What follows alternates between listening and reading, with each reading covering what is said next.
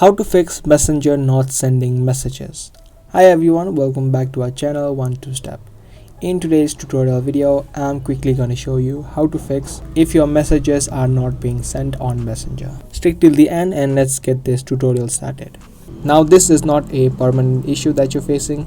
It is simply caused by some kind of glitch in your system.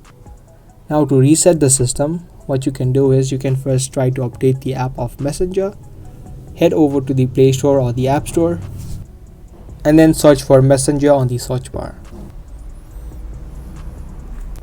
If you do see an option of update, make sure you tap on update and update the app. Updating apps helps to fix these kind of glitches or any kinds of bugs which may be causing that issue. After you update it, check if this fixes the problem. If it still does not, you can now try to clear the data of Messenger. Tap and hold the app of Messenger and head over to app info if you're on an Android.